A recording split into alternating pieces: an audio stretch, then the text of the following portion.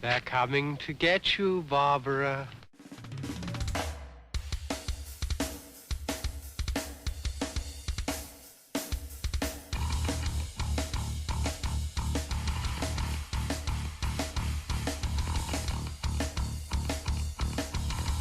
What do people call you, Pete? Mr. Joshua.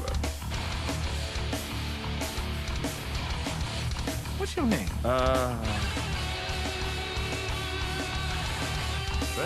Schreck. They're coming for you, Barbara.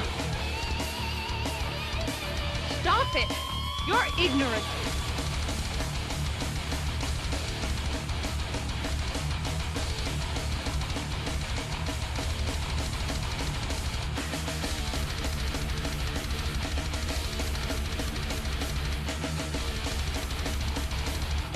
Look, there comes one of them now. It was a dark and stormy night, Halloween, in the Schreck house. And we're here talking about, this is our Halloween special, and we're going to be talking about overrated and underrated horror movies. I'm a big fan of Halloween, have been since I was a kid. I know it's never really left me. How about you? Not particularly anymore. I did like it when I was a kid. I like a lot of things about Halloween. But we'll get into a little later why my feelings on Halloween and my issues with it as I've grown into an adult and slowly becoming middle-aged man. So we're kind of going to break this up here into three different sections. Type of horror movies. The first one is going to be monster horror. We're going to discuss two monster horror movies, a good, an overrated, and an underrated. Then we're going to do a human kind of psychological movie. Same thing, overrated, underrated. And then we're going to end up with we're going to do like a supernatural movie, an over and an under. Yeah, I think this encompasses most of the different genres of horror films. I mean, there's a lot of ones that are out there, but I think those categories nail. You can almost put every type of film that most people would consider a scary movie into those categories. And you say scary movie. I do prefer the term horror, and it's not horror. That's an entirely different genre of movie we don't even want to go into. But these are horror movies. Yeah, I like my horoscopes, so I like my horror movies too. All right, so the first one we're going to go into here is going to be our monster horror. And the first movie that we've got is overrated, is 28 Days Later. Yeah, I think 28 Days Later, I was working at the theater when 28 Days Later came out. I've worked at the theater a long time. It's obviously my profession. I really enjoy movies, so I'm more than happy to work in a profession where I get to watch movies. And I remember working that when it came out and people were really excited about this movie. They felt it was a new spin on a genre that had become kind of stale, which has now obviously become very overused. There's still some good quality films in there and stuff coming out of there, but when this came out, people felt that it was the resurgence that it needed. And then while I think it did have some great moments and a couple of great scenes, like in the beginning. By the way, we're going to be talking about giving some details and a little bit of spoilers about hopefully these films. So if you haven't seen them, maybe not listen or go check them out. Spoiler alert. But the scene where he's walking around in London, I think he really creates this visual masterpiece of this empty city that's deserted, and this man trying to figure out what happened after he's awakened from this coma or whatever. With you may say it's overrated now because it seems kind of cliched, but it's a well done scene. But the problems I have with the film are much greater. It's not really. Some people consider it a zombie movie. I don't consider it a zombie movie. The Rage, I think it was called in the film. Yeah, it was called The Rage. The Rage is what overtakes them.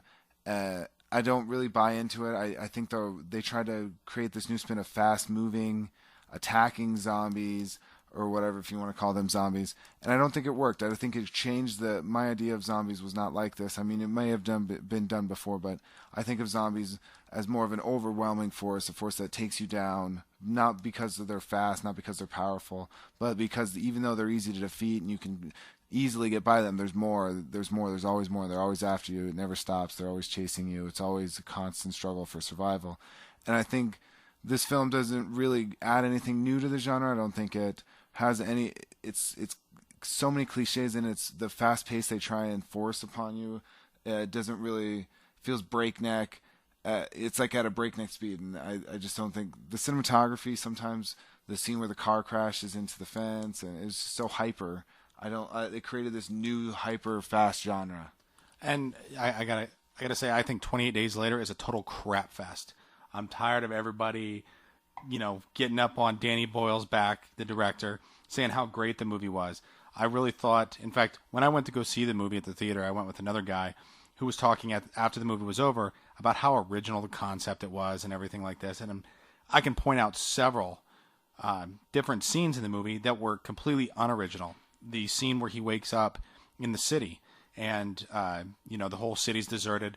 Resident Evil, that's exactly how Resident Evil ended. It did create some kind of, interesting concept there, but total, rip off of that. Then there's another scene in the movie where they go into like a store and they start hoarding all the stuff and everything like that. And it's kind of like a fun atmosphere. Watch the original Dawn of the Dead. It's a total rip off of Dawn of the Dead. Another one, the whole end of the movie had to deal with how bad the military was, and it's played by the Ninth Doctor, Chris. He's one of the military guys, Chris Eccleston. Ah, yes, Eccleston. I think that's the actual pronunciation of Eccleston. I don't know how everyone pronounces it. Whatever you say. But that is a total rip-off of the entire point of the movie of Day of the Dead. So you take the unoriginality out of it because it's a total rip-off of these movies. Then you create this rage virus. These zombies don't do anything. They're pukers. That's all I can remember from the movie is they don't actually kill anybody. They just puke on them. Like Donovan McNabb at the line of scrimmage. They're just puking on people and making them turn into zombies or rage-infected people.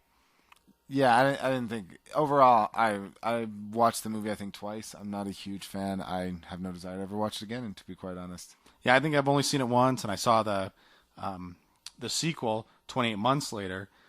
28 weeks later. 28 weeks later. Which had Idris Elba, which has become quite popular recently with Pacific Rim and Luther and some other things. Prometheus. I never did see it. I heard it was actually a little bit better because it wasn't directed by Danny Boyle and had a different. It was obviously more farther into the infection and had more repercussions. I guess it was more of a solid film. Yeah, but from what I remember, I like the sequel better. But I thought the original 28 Days Later it gets way more credit than it deserves. Now, if you want to see a good zombie movie. You got to go back. I mean, there's a bunch of them out there, but a lot of them are rated where they should be. Some a little bit under, some a little bit over. But this one that we're going to pick here is going to be a total underrated movie. Would you really call it a zombie movie? It's a zombie. Okay. What I mean is through the means of infection. Oh, you mean? Let's give. We're talking about the second movie. Okay. Let's give them the title of the film. It's going to be Night of the Creeps. 1980 something here. Hold on, I got that. 6, I believe. Might have been 1986 or 7. That sounds about the right era. Yeah, it's late 80s. I can't actually. I'm looking at the back of the disc here. I can't see it. But Night of the Creeps, different kind of infection. There's a disease in 28 Days Later, and most zombie movies have a disease. This one has actually aliens that cause this. Yeah, it was 1986. It was a bioweapon that they created. And from the first, it's like I said, it's a zombie. From the very first part of the movie, you realize what you're in for. It's a complete kind of schlock 80s horror movie. And the actual director, same guy who wrote it, I think his name's Fred Decker. He did some Star Trek episodes, Star Trek Enterprise episodes. He also did, he's working on a new Predator sequel. And he did another great 80s horror movie called The Monster Squad. But he kind of, he wrote the script in a week, and he put in like every horror cliche he could possibly think of into the film. Yet he treats it with a kind of respect, and all the characters are named after famous horror movie directors and famous people in horror movies. Yeah, I think it's great that you mentioned he did The Monster Squad. That totally makes sense. If you've seen both of those films, the same director, same style. I agree. They both have this really fun aspect. Yeah. And he doesn't feel like he's mistreating it or anything like that. And the whole movie is just, a fun ride. It's very underrated. Nobody has probably ever heard of it that's out there listening. Maybe a few people have. I know our father has. He's the one that kind of introduced us to it. But I mean, it's just a great ride from beginning to end. There's lots of classic scenes, lots of classic lines. And I think if you're going to watch any zombie movie this Halloween, go find Night of the Creeps. I don't think you'll be disappointed. Yeah, I'm looking at our DVD copy here. Unfortunately, it's only a DVD copy. Looking at it, and the images alone should sell you. If you could find a copy and look at it, you would want to watch this movie just on looking at the cover of the DVD.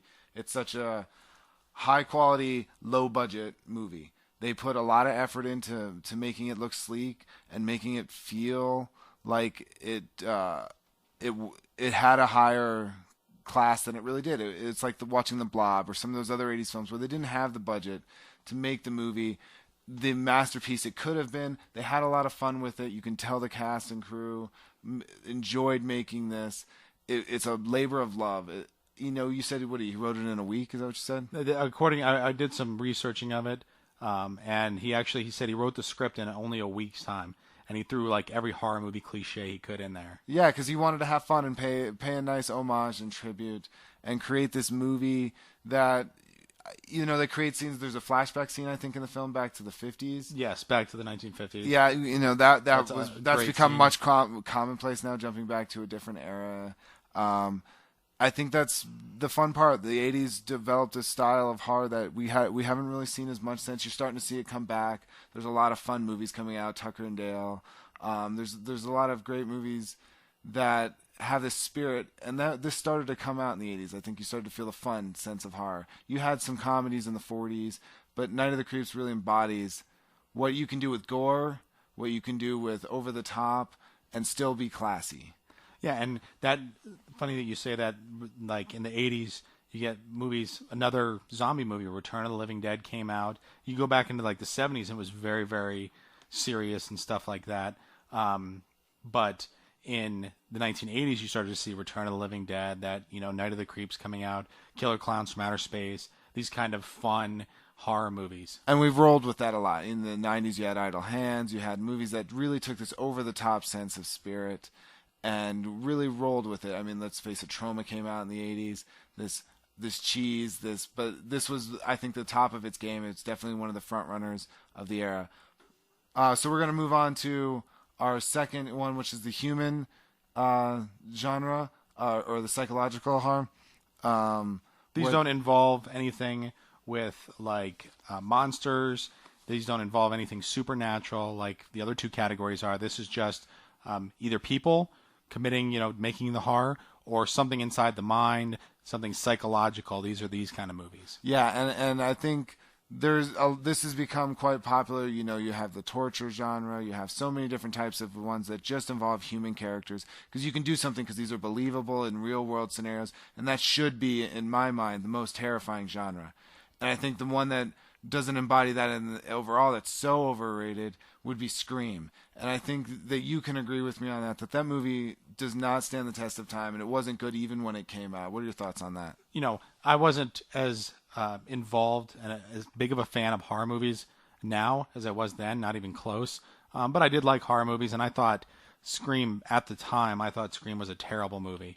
And it ended up spawning some terrible imitators afterwards.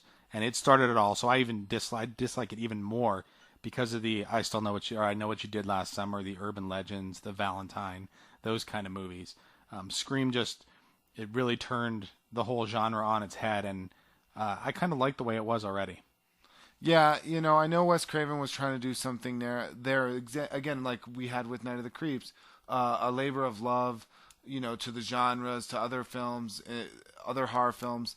And I think it just kind of fell flat. I don't think that Ghostface was necessarily the best killer. I wasn't surprised by the end of the film. I wasn't shocked that there was two killers. That was nothing necessarily original. The sense that these characters were believable, real people, I didn't feel was there. Jamie Kennedy's character, trying to explain the cliches of the genre to go away, felt like they were force feeding me, having to follow what was going on. I just felt it didn't really embody a great slasher film, which is what it was trying to do. It was trying to reinvent the slasher genre. And I don't think it did that in the slightest. I don't think it did a good job. I don't think it stood out on any level at all. Yeah, and the whole Jamie Kennedy thing. He's always talking about Halloween and Jamie Lee Curtis did this, and only the virgin survives, all that stuff. Whereas in like Night of the Creeps, it felt like an homage that he was doing this to the horror genre and everything that he loved about it. Whereas in Scream, I felt that they were doing this as a kind of, they were looking down on the horror genre and kind of making fun of it in a way, and not taking it, not showing the love to it. I think that's what they wanted to do, but to me it didn't come off that way. It came off as like a slap in the face to the horror genre being as dumb as it is, and this and that and all these cliches. The cliches in Night of the Creeps were fun and interesting and entertaining. The cliches, I thought, like I said, in Scream were like a slap in the face. While I think like a film like Jason that had a lot of sequels, the Friday the 13th, which had a lot of sequels, the Scream sequels, I think continued to destroy this reputation of the film. I mean, by the time you get to the fourth one, it felt completely stale. They didn't really do anything new with any of the sequels, in my opinion. And I mean, Emma Roberts and Hayden Panettiere, it almost felt like a complete rehash in the fourth film. Well, I thought all of the movies, all of the sequels for those, just did the same exact thing over and over and over again.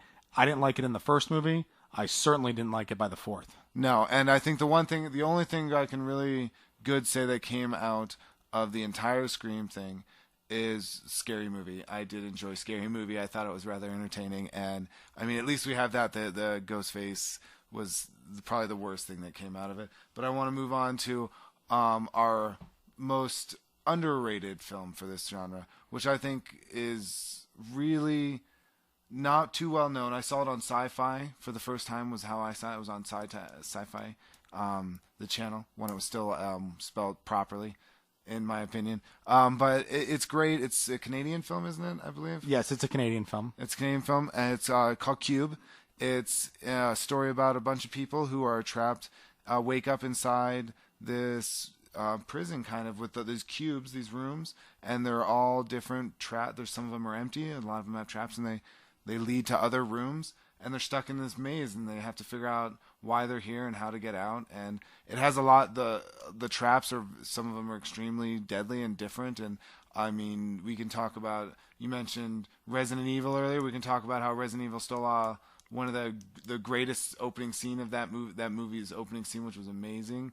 And I think the film really stands out as how crazy people, how like people put in a situation can go crazy and have to deal with something that they've never experienced, that's completely plausible, and they really don't know what to do. They slowly start to decay and lose their minds, and they have to try and resolve this situation. What are your thoughts on the film? Well, and it starts off kind of slow, and it's a nice slow build up as the movie goes. I mean, it starts off with a like a punch in the gut, the scene that you were talking about, but it doesn't keep going that way. It goes kind of slower and kind of builds up all this tension and the psychologicalness, probably not even a word. I think you just made that up. That's not too bad.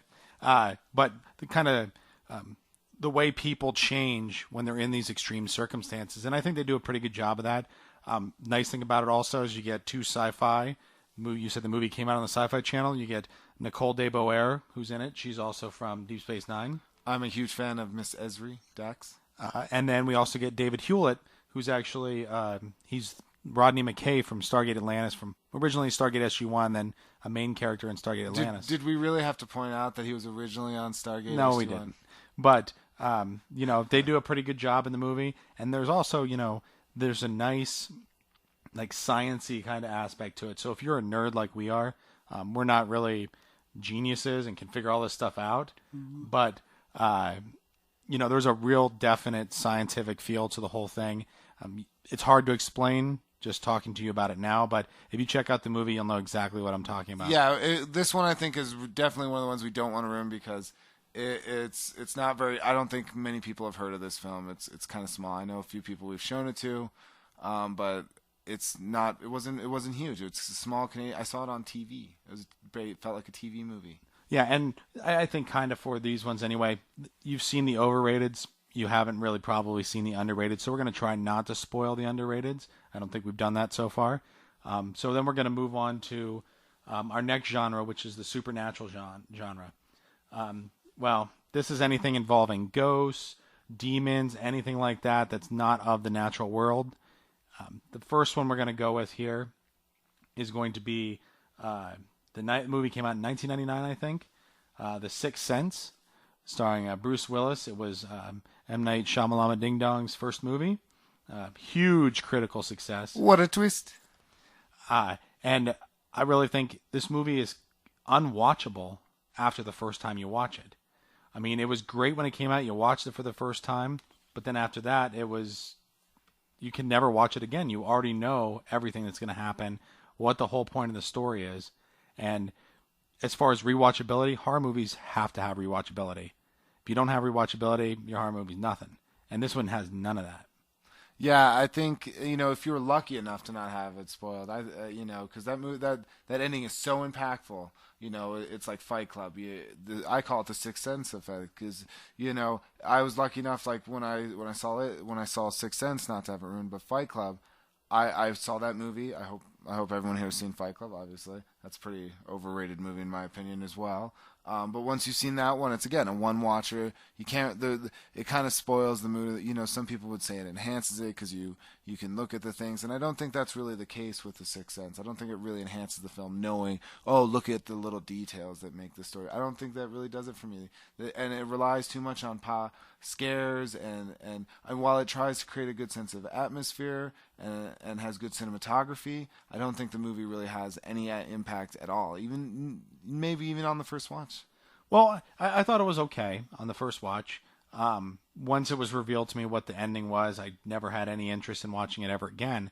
But there is some good cinematography in there. I know you've commented a lot of times you want to know who M. Night Shyamalan Ding Dong's cinematographer is, because he does an amazing job. Yeah, whoever he is, I mean, at least in Unbreakable, his first few films, even up to The Village, his films are beautiful to watch. The colors, the imagery, it's great, but that doesn't make a good movie. That doesn't make a good story. That doesn't make a watchable movie, in my opinion. And I don't think it's the crap fest that 28 Days Later is. It's probably the best of our overrated movies, but you can't really rewatch it again, and that's its major drawback. Yeah, it feels like, in 50 First Dates where, she loses her memory and they have to keep watching because she thinks it's her father's birthday. They have to keep rewatching The Sixth Sense. And yeah, every time it's great for her, but you can tell they hate that movie. And that's how my second watch felt. I mean, I literally felt like, I was like, oh, I'm really going through this again. Okay. Oh, look, he sees dead people. It doesn't hold up. It didn't hold up. It doesn't hold up on the second watch, let alone the third or fourth watch at all. And I think our underrated film, which maybe you've seen, maybe not, this one maybe has a higher probability of seeing. I saw it, I think it was 97 it came out. I'm not positive. I'm guessing on that date, to be quite honest. But it was directed by Paul Anderson? Paul W.S. Anderson. W.S. Anderson, there you go, Paul W.S. Anderson. And it's called Event Horizon. It wasn't actually written by him, so don't give it a chance first off, I think that you got to give it a chance to say, okay, maybe the guy has a good directorial sense, and that movie is one of the scariest movies I've ever seen in my life. That's my honest opinion. The imagery in the movie, I think, is terrifying. I'm all about atmosphere, all about mood, and this movie does it for me. I still watch it, and I get uncomfortable. I think the scenes, Sam Neill is excellent in it, is definitely a terrifying. Sam Neill's excellent in everything he's in. This is quite true. He makes a terrifying villain. He should always play a villain, to be quite honest. Him playing a good guy seems just wrong. He's the good guy, the paleontologist from Jurassic Park, if you don't know who he is. Yeah, it feels wrong watching him play the... Yeah, he should be a bad guy. He should always be a bad guy. If you've seen Jurassic Park, you should know this as well. And it also stars Lawrence Fishburne, our Morpheus in there. He is excellent as the kind of our hero, I would suppose. There's actually a lot of actors and actresses in that movie outside of those two that you've probably seen in other things before. So it's a great cast all around. And I think what it does is it's a space movie. It has to deal with space. There's a ship that's been missing for a while called the Event Horizon, and they need to go find it. And then all hell breaks loose. And I do literally mean hell breaks loose. And I think, like you said, the atmosphere they create is amazing. Some of the imagery and some of the scenes in there. If you watch this movie in the dark for the first time, you're going to go away saying, WTF, what just happened to me? I don't know what's going on, and you might actually have some problems sleeping that night. Yeah, I actually think it's probably the scariest movie I've ever seen, in my opinion. Now, I mean, no film. I mean, films are films. As an adult, especially, nothing terrifies me. Yes, there's so many realistic things that could happen. There's so many implausible things that could happen. You know, your mind can create monsters that aren't there. But it's a movie at the end of the day. But this movie, if I had to pick something that's hands down, you know, that just when I watched it the first time terrified me, this is probably it. I love this movie. And it was a commercial and critical failure. And it kind of sent Paul W.S. Anderson on this trajectory of these really bad, cheesy, terrible movies. What do you mean? Making him successful? How he became successful after this with all his high-quality filmmaking? I can't even think right now some of the ones, but he's done a lot of those video game movies like... he did the Resident Evil movie. Alone in the Dark or something like that. No, that you're thinking of Uwe Boll. Oh, Uwe Boll. They're both terrible. But he did Three Musketeers recently, which was not so hot unless you're, you know, the steampunk kind of version. He's married to Mila Jovovich or whatever you want to say, but his films kind of spiraled down after this. He did Mortal Kombat, but this film stood out. People don't give it credit. I think it's so terrifying because even though it's it's a science fiction story, so there are some things you have to suspend in any horror film, you have to suspend your disbelief a little bit. And I think it takes you on this ride and it never lets go. It takes you and it pulls you all the way to the end, and it cuts you apart, rips out your eyes, and you love the movie. It's so great.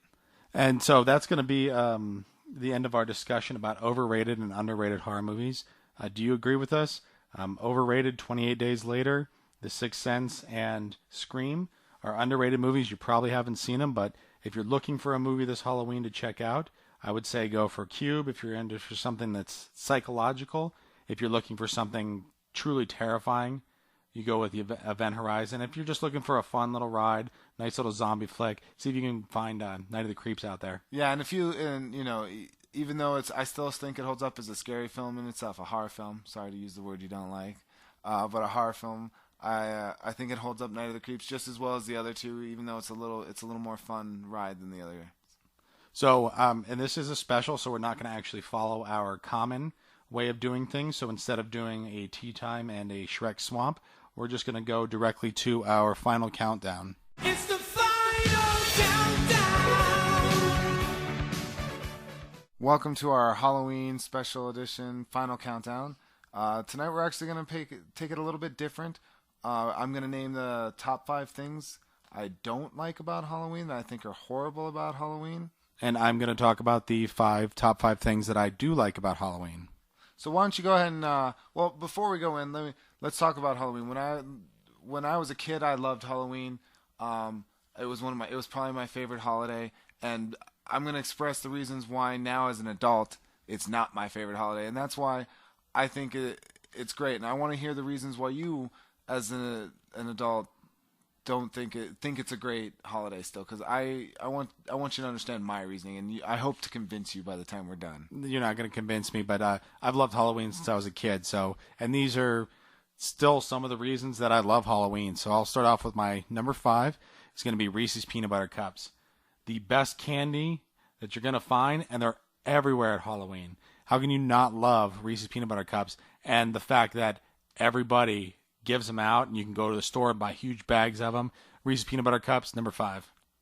I'll mention something about that later. My number 5, which if we ever do another top 5 reasons I don't like any holiday, will probably always contain this reason, is the wife decorating the house. I have to put up with her putting all this stuff up I don't like. I know she loves it, but I'm sorry, plain and tall. It's just not my thing. I can't stand it. I hate to have to every single holiday. It's always changing. I know you love it. I'm just giving you a hard time. Don't be mad. But it's not my thing, and I'm sorry. I have to deal with it. So that's the reason I hate Halloween. All right. So my number 4 reasons why I love Halloween is going to be memories of forgotten Halloween. Like I said, you loved it when you were a kid. I loved it when I was a kid. I remember dressing up as Alice Cooper and Paul Stanley from Kiss. I remember going out and getting candy. I did some acting, and well, if you could call it acting, in a haunted house. I did that for 3 years. I have so many great memories of old Halloweens from when I was a kid that when this time of year comes around and you start seeing all the Halloween stuff come out and everything like that, it just brings back all those memories. Well, I'm a very nostalgic person. That just it doesn't. I'm a here and now. We got to live in the here and now, man. We got to live in the here and now. So my number 4 reason I don't like Halloween isn't that great a reason, but I'll explain why. Is pumpkins. I don't like pumpkins. They're everywhere. People cut them up. They put things in them I have to deal with. If you have to clean them out, it's gross. They make you eat pumpkin pie, which I'm not a huge fan of. It's just okay.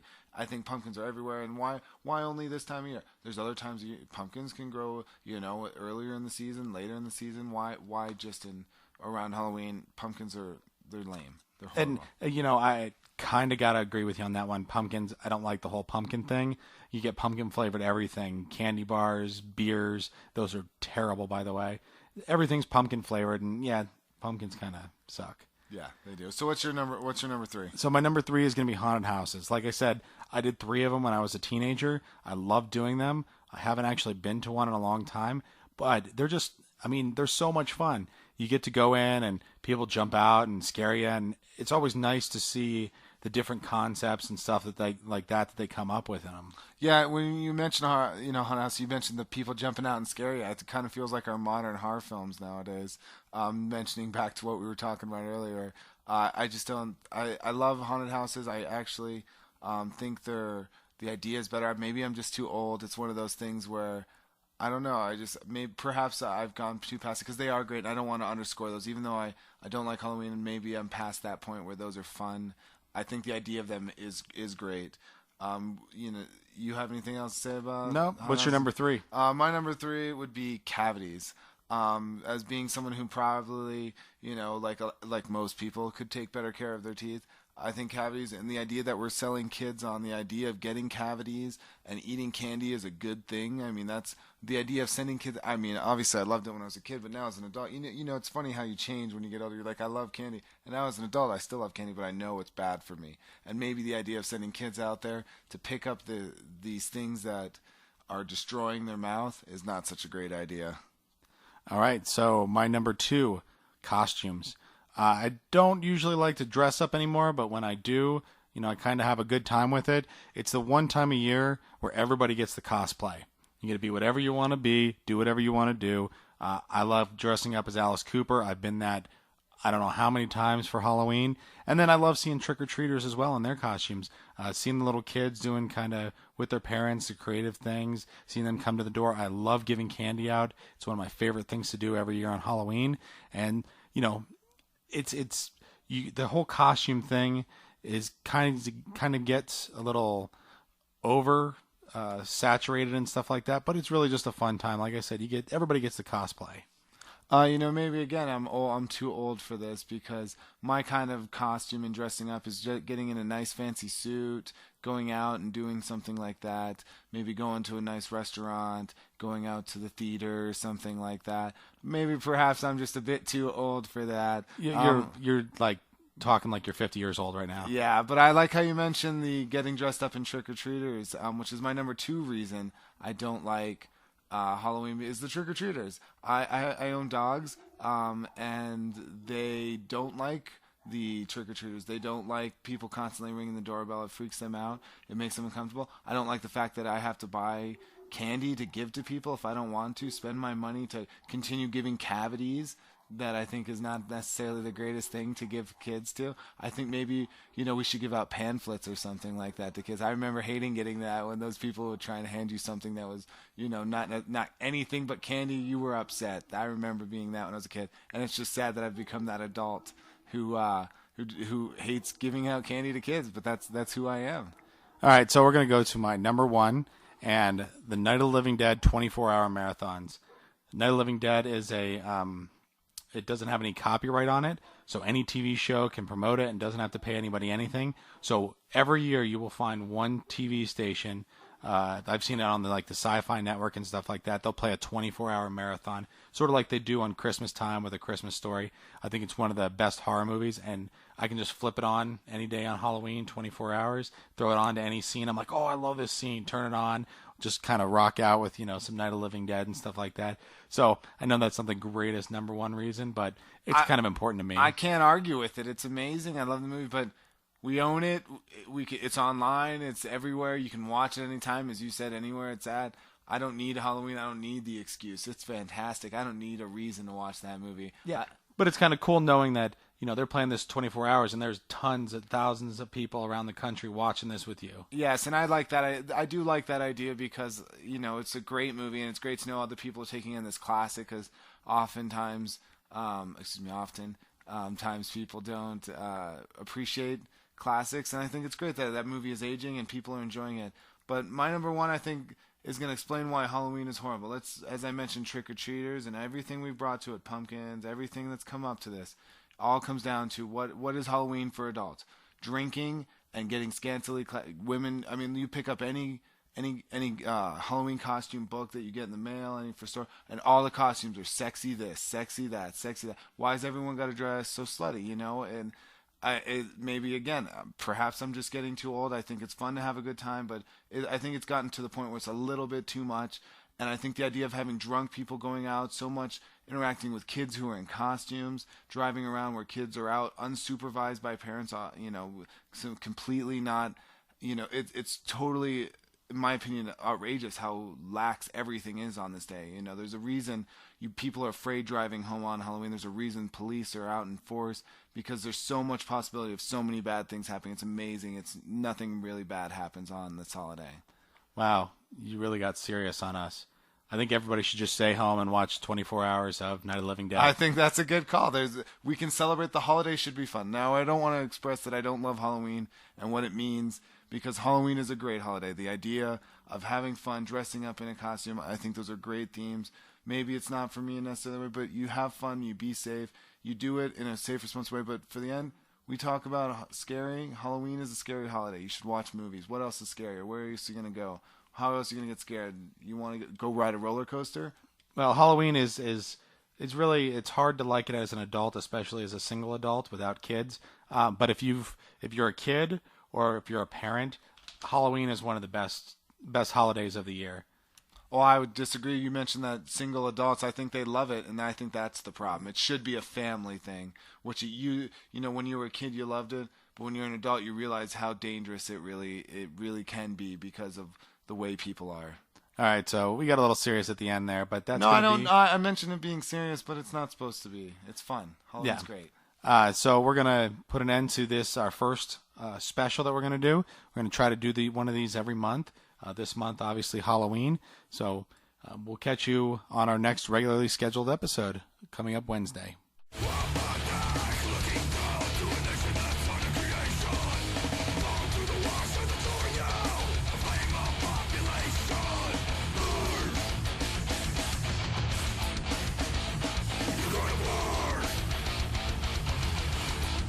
Go away or I shall taunt you a second time.